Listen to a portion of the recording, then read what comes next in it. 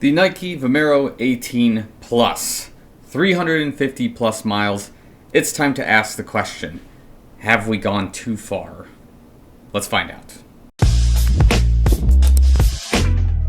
So before we get into the video, make sure you like the video, subscribe to the channel if you're subscribed, watching content. Thanks so much, love you guys a lot. Make sure you follow me on Instagram and Strava for all sorts of other updates and things of that sort. So without further ado, let's begin. Specs somewhere where you can see them up on the top. Let's go over some of the backstory with the shoe up to this point, as well as what's going on with the outsoles, right? So as you can see right off the rip, that's what's going on with our left shoe. That's going on with the right shoe. And we'll go into more detail with what's going on. But again, I skipped the 300 plus mile review just because life gets busy sometimes and I can't sit down and put things together, and I'm out of town, and I don't have a mobile setup for any of these things in particular yet. But basically, since the last time I've done this review, the miles have been quite split, 50-50 in terms of being outdoors and on treadmill, where here in like the Chicagoland area, it's snowing, it's cold, I'm not outside nearly as much as I would like to be. But I was also on work trips out in Florida and Orlando specifically, so that put me sort of out there where it was a little bit warmer. And now, as you start putting on those miles, you kind of skip certain, checkpoints and milestones to review. So here we are, right? This is what's going on with our right foot. This is the foot when I'm running that slightly supinates as well. So you can see we have a lot of marbling and wear on the outside of the shoe, and some polishing from the treadmill in its expected areas, right, on this anterior side of the foot. And then the central portion of the shoe, which is this flat middle section, is also getting beaten down, but not nearly as badly as the outside of the shoe. So finally seeing some wear into those central lugs and into the foam stack there, that ZoomX compound that's sitting underneath the rubber as well. The heel is in pretty good shape. The midfoot area of the shoe is also looking okay, but yes, with this 10mm offset that gives you that high heel effect and that slight toe dip while you're running, all this wear is expected at this time, right? The foam itself also is fatiguing in the right places where it's creasing in this middle to forefoot area, and as a result, the original specs may reduce slightly. So maybe instead of being a 10mm offset, it could be almost 11, where you have this 35mm heel, and now it's more like 24 because of it shrinks like a millimeter from that constant use, and the foam never quite bouncing back or restructuring itself. It's hard to say without me officially measuring it, but this is a common trend in a lot of running shoes as you put more miles, right? And this is where they begin to feel different. You start experiencing different muscular strains as you go along, is because the specs of the shoes can change in real time. And especially if you have two different forms with your feet, this can also impact the shoes differently. But in my case, it's trivial, it's minimal, it's not something I'm looking for specifics in the long run, especially because the ZoomX compound has been in really good shape, 350 plus miles, which is one of the pros we're immediately going to say here. This ZoomX compound is not like the racing format, but it's a very resilient compound.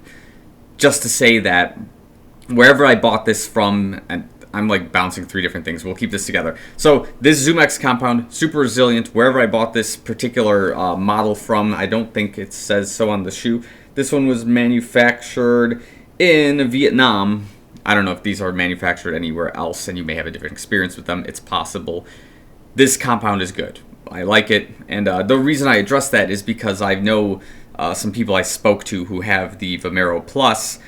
They didn't specify where they got them from, but they feel this like uncomfortable sensation in the middle of the foot, like there's like an air pocket or something, kind of like the Pegasus 37s, 38s. That was creating a lot of discomfort for the runner, and that was like the selling point to return the shoe after that. And I've experienced nothing of that sort in this shoe, so I'm very curious if you're experiencing this thing.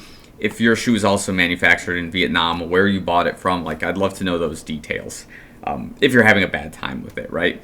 Not that I'm trying to sell you on getting a Vomero Plus or anything like that. I'm just curious if this manufacturing error could be something to consider, or various locations, right?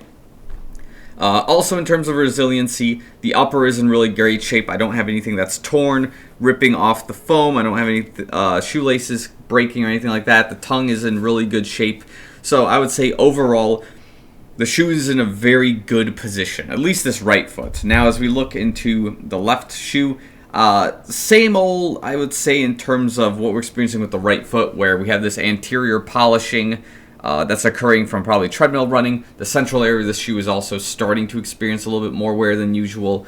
The heel almost looks brand new because I almost never heel strike in this particular thing. And then as well, we have the same type of creasing going on with the foam.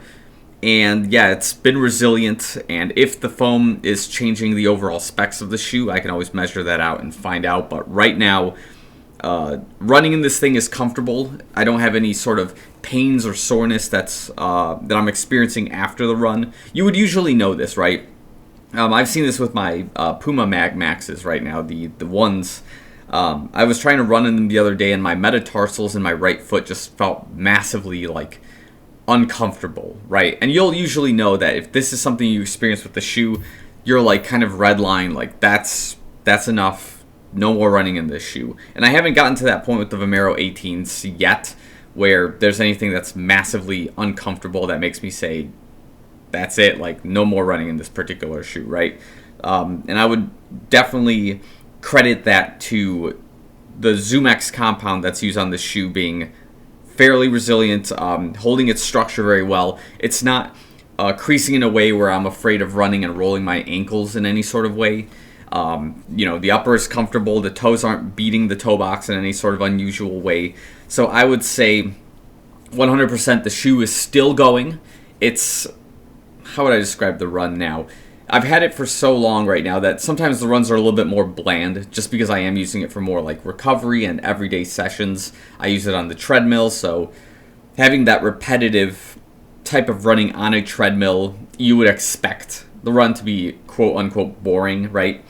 But that being said, the shoe is doing its job right now. I'm not using it for any sort of tempo workouts right now. That's where the Zoomfly 6 was being used. That's where the Alpha Fly is for my a little bit more faster workouts. But for where I need this right now, it's holding up really well for 350 plus miles. And honestly, I think we would leave it solely on that.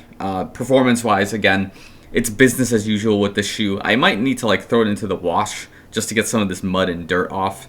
While I was running in Orlando, I guess they had some really bad weather or a hurricane while I was running, and I was running through some mud, so that might be why it's still dirty. But yeah, other than that, let's wash them up, and we'll kind of see where it goes from there, right? If you have any other questions, thoughts, comments with the shoe, let me know in the comments below. I'm going to keep this one just short and sweet because we do have, even though I've added 150 more miles since we last talked about this thing, it is feeling business as usual, and I think that's a good thing with a Nike shoe that, for a running shoe company that I was beating or just making fun of for years because the product would just completely change its tone midway through its life cycle or 100 miles in.